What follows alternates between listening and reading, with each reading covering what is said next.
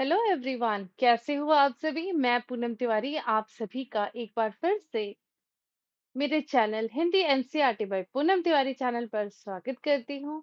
आप सभी का अभिनंदन करती हूँ, वंदन करती हूँ। उम्मीद करती हूँ कि आप सभी मेरे चैनल पर जरूर पढ़ते होंगे और आप सभी को मेरा कंटेंट पसंद आता होगा। आज हम पढ़ने जा रहे हैं पार्ट 6, जिसका नाम है मेरी माँ, जिसे लिखा है स्वयं राम प्रसाद बिस्मिल जी ने। जी हाँ, वही राम प्रसाद बिस्मिल। आप ठीक समझ रहे हैं। याद आ रहा है? कोई बात नहीं, अगर आपको याद नहीं आया तो चैनल पर मेरी क्लास में अंत तक बने रहिएगा। आपको जरूर पता चलेगा कि हम किस राम प्रसाद बिस्मिल की बातें कर रहे हैं। और ये जो चैप्टर है ये मल्हार वन, हम मल्हार पार्ट वन। एनसीईआरटी का नया करिकुलम है, तो बिना किसी रुकावट हम हमारी क्लास को आगे बढ़ाते हैं। तो सबसे पहले हम लोग लेखक का परिचय देखेंगे। राम प्रसाद बिस्मिल जी का जन्म 1897 में हुआ था और उनकी मृत्यु 1927 में हो जाती है। वह एक भारत के स्वतंत्रता संग्राम में अनेक क्रांतिकारी वीरों ने अपना बलिदान दिया। आप लोगों ने ये मशहूर गाना सुना ही होगा, सरफरोशी की तमन्ना अब हमारे दिल में है। जैसा तराना लिखने वाले स्वयं हमारे राम प्रसाद बिस्मिल जी भी उन्हीं क्रांतिकारियों में से थे। मात्र 30 वर्ष की उम्र में ही उन्हें अंग्रेजों ने फांसी की सजा सुना दी। सिर्फ उनका दोष यही था कि अपने देश को एक आजाद देश के रूप में देखना चाहते थे।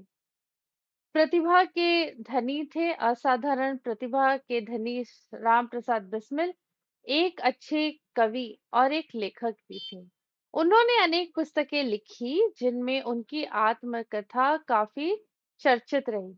मेरी माँ उनकी आत्मकथा का ही अंश है। मेरी माँ, तो यहाँ से हमारी एक कहानी शुरू होती है। तो जब राम प्रसाद बिस्मिल जी जेल में गए थे तो उन्होंने अपने बारे में लिखा जेल में, और अंग्रेजों के से छुपते छुपाते हुए उन्होंने ये कहानी लिखी, अपनी बायोग्राफी लिखी, आत्मकथा लिखी। और चुप जैसे जैसे लिखते जाते धीरे धीरे बाहर उसे भेजते रहे। और बाद में उनके मित्रों ने उसे उनकी आत्मकथा के रूप में, जब उन्हें फांसी लगा दी गई तब उन्हें उसे छाप दिया। और जब देशवासियों ने उनकी आत्मकथा को पढ़ा तब उनका गुस्सा अंग्रेजों के खिलाफ और भी ज्यादा हो गया। उसी का यहाँ पर चर्चा किया गया है। श्री राम प्रसाद बिस्मिल बड़े होनहार नौजवान थे, गजब के शायर थे, देखने में भी बहुत सुंदर थे, योग्य बहुत थे। जानने वाले कहते हैं कि यदि किसी और जगह या किसी और देश या किसी और समय अगर पैदा हुए होते तो अवश्य ही सेना अध्यक्ष बनते। यह कहना है हमारे देश के प्रसिद्ध स्वतंत्रता सेनानी भगत सिंह का बिस्मिल जी के बारे में। और मैं आप लोग को ये बता दूं कि भगत सिंह जी राम प्रसाद बिस्मिल के बहुत अच्छे फ्रेंड थे, बेस्टी थे आप लोगों की लैंग्वेज में। राम प्रसाद बिस्मिल का जन्म जब हुआ उस समय भारत पर अंग्रेजों का आधिपत्य था। बिस्मिल छोटी सी आयु से ही इस भारत की स्वतंत्रता के लिए अंग्रेजों से लड़ते रहे। अंग्रेजों ने उन्हें जेल भेज दिया और 30 वर्ष की उम्र में उन्हें फांसी की सजा दे दी गई। जेल में भी उन्होंने अंग्रेजों के साथ उनके साथ अंग्रेजों ने अनेक अत्याचार किए और उन्होंने सहे। जेल में रहते रहते उन्होंने चोरी छिपे अपनी आत्मकथा लिखी और अंग्रेजों से बचते बचाते जेल के बाहर भेजते रहे। उनके साथियों ने उन्हें उसे प्रकाशित करवा दिया और जिसका नाम रखा गया निज जीवन की एक छटा। इस पुस्तक ने अंग्रेजों के होश उड़ा दिए। लोगों ने अंग्रेजों के विरुद्ध क्रोध बढ़ गया और इस तरह इस आत्मकथा के कारण अंग्रेज बिस्मिल को फांसी देने के बाद भी उन्हें हरा न सके। इस आत्मकथा के माध्यम से आज भी बिस्मिल हमारे मस्तिष्क में जीवित है। आज भी यह आत्मकथा लोगों को प्रेरित करती है। क्या आप भी उनकी आत्मकथा को पढ़ना चाहते हैं? क्या कहा? हाँ, तो ठीक है, यहाँ पे प्रस्तुत है उनकी आत्मकथा का एक छोटा सा अंश। तो उनकी आत्मकथा का अंश यहाँ से शुरू होता है। लखनऊ कांग्रेस में जाने के लिए मेरी बड़ी इच्छा थी। दादाजी और पिताजी तो विरोध करते रहे, किंतु माताजी ने मुझे खर्च दे ही दिया। उसी समय शाहजहांपुर में समिति का आरंभ हुआ था। मैं बड़े उत्साह के साथ सेवा समिति में सहयोग देता था। पिताजी और दादाजी को मेरे इस प्रकार के कार्य अच्छे न लगते थे, किंतु माताजी मेरा उत्साह भंग न होने देती थी, जिसके कारण उन्हें अक्सर पिताजी की डांट फटकार और दंड सहन करना पड़ता था। वास्तव में मेरी माताजी देवी हैं।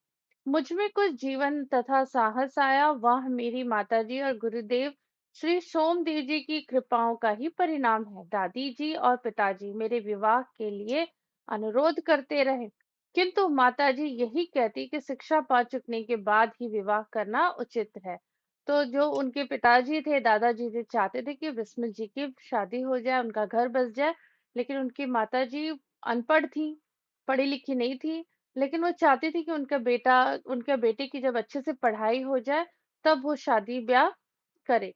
माताजी का प्रोत्साहन और सद्व्यवहार से उनमें एक दृढ़ता उत्पन्न हुई, और बहुत वो मोटिवेटेड हुए कि मेरी माँ अगर ऐसा चाह रही है, मेरी माँ मेरे लिए स्टैंड ले रही है, तो मैं क्यों ना पढ़ाई करूं।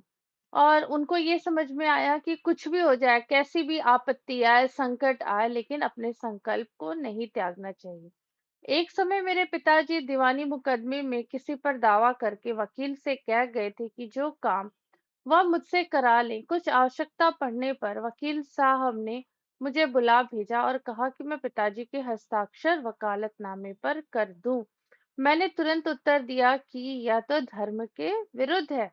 मतलब उनके पिताजी थे नहीं, तो कहीं बाहर गए थे, और कुछ काम था, तो वो अपने सहकर्मी को कह गए थे कि अगर आपको किसी भी तरह की मदद होगी तो आप राम प्रसाद बिस्मिल को कहना, वो कर देगा। लेकिन अब इस बात का उनके सहकर्मी ने थोड़ा-सा फ़ायदा उठाना चाहा और कहा कि देखो तुम्हारे पिताजी हैं नहीं, इस डॉक्यूमेंट पे, इस दस्तावेज़ पे अपने पिताजी का सिग्नेचर करो, अपना नहीं, अपने पिताजी का सिग्नेचर करो, नहीं तो ये मुकदमा क्या हो जाएगा, रद्द कर दिया जाएगा। लेकिन उन्होंने कहा कि नहीं, मैं मेरा सिग्नेचर कर सकता हूँ। उनके दिमाग में था कि वो अपना सिग्नेचर कर देंगे, लेकिन अपने पिताजी का नहीं करेंगे, क्योंकि ये उनके धर्म के विरुद्ध होगा।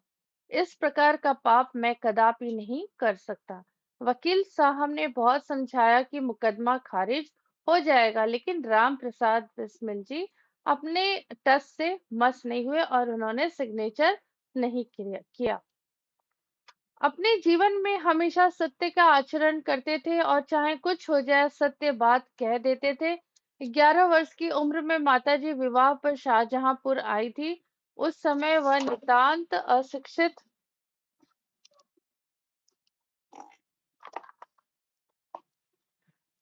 अशिक्षित एवं एक ग्रामीण कन्या के समान थी। शाहजहांपुर आने के थोड़े दिनों बाद दादी जी ने अपनी छोटी बहन को बुला लिया।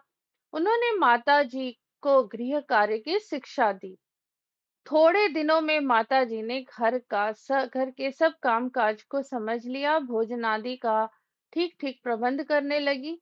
मेरे जन्म होने के 5-7 वर्ष तक उन्होंने के बाद उनकी माताजी ने हिंदी पढ़ना आरंभ किया। अब छोटी उम्र में शादी हुई थी, काम-काज आता नहीं था, तो जो राम प्रसाद बिस्मिल जी थे, उनकी बुआ से उन्होंने कामकाज सीखा।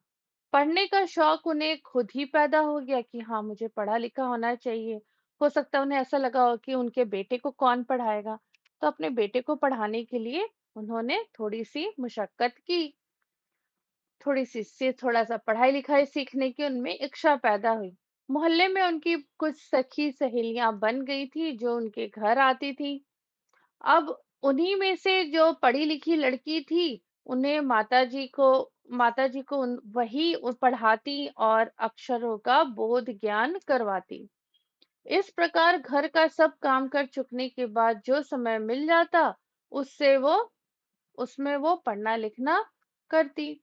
परिश्रम के फल से थोड़े दिनों में ही देवनागरी पुस्तकों का अध्ययन करने लगी, और मेरी बहनों को छोटी आयु में माताजी ने शिक्षा दिया।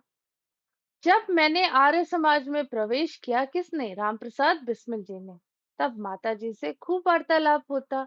उस समय की अपेक्षा अब उनके विचार भी कुछ उदार हो गए थे।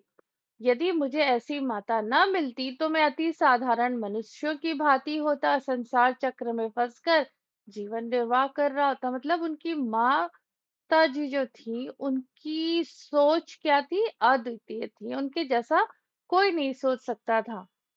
तो एक मिनट ठहरो मेरे स्टूडेंट्स, क्या आपने मेरे चैनल को Hindi NCERT by Poonam Tiwari channel को लाइक किया है, सब्सक्राइब किया है? नहीं किया है तो जल्दी से करो लाइक, शेयर, सब्सक्राइब और चैनल के अंत तक बने रहिए। उन्होंने मेरी वैसी ही सहायता की जैसे मेजनी को उनकी माता ने की थी। माताजी का सबसे बड़ा आदेश मेरे लिए यही था कि किसी की प्राण हानि न हो। उनका कहना था अपने शत्रु का भी कभी प्राण दंड न देना। उनके इस आदेश की पूर्ति करने के लिए मुझे मजबूरन एक दो बार प्रतिज्ञा भी भंग करनी पड़ी। हे जन्मदात्री जननी, इस जीवन में तो तुम्हारा ऋण उतारने का प्रयत्न करने का भी अवसर न मिला। इस जन्म में तो क्या, यदि मैं अनेक जन्मों में भी सारे जीवन प्रयत्न करूं तो आपका ऋण मैं नहीं चुका सकता। कौन यहाँ पर है? जन्मदात्री जननी राम प्रसाद बिस्मिल जी की माँ है। जिस प्रेम और दृढ़ता के साथ तुमने तुमने इस तुच्छ जीवन को सुधार किया है, वो अवर्णीय है। अवर्णीय मतलब उसका वर्णन नहीं किया जा सकता। मुझे जीवन के प्रत्येक घटना का स्मरण है कि तुमने जिस प्रकार अपनी देव वाणी का उपदेश करके मेरा सुधार किया है। तुम्हारी दया से ही मैं देश सेवा में संलग्न हो सका। धार्मिक जीवन में भी तुम्हारे ही प्रोत्साहन ने सहायता दी। जो कुछ शिक्षा मैंने ग्रहण की उसका भी श्रेय तुम्ही को है। जिस मनोहर रूप से तुम मुझे उपदेश करती थी, उसका स्मरण कर तुम्हारी मंगलमय मूर्ति का ध्यान आ जाता है और मस्तक झुक जाता है। तुम्हें यदि मुझे ताड़ना भी देनी है, तो बड़े स्नेह से हर बात को समझा दिया। यदि मैं धृष्टता पूर्वक मतलब गुस्से में मैंने आपको किसी बात का जवाब दिया, तो आपने प्रेम भरे शब्दों से यही कहा कि तुम्हें जो अच्छा लगे वह करो, किंतु ऐसा करना ठीक नहीं, इसका परिणाम अच्छा ना होगा। हे जीवनदात्री, तुमने इस शरीर को जन्म देकर केवल पालन पोषण ही नहीं किया, बल्कि आत्मिक, धार्मिक और सामाजिक उन्नति में तुम्हारी सदैव सहायक रही। जन जन्मांतर परमात्मा ऐसी ही माता दे। महान से महान संकट में भी तुमने मुझे अधीर होने नहीं दिया।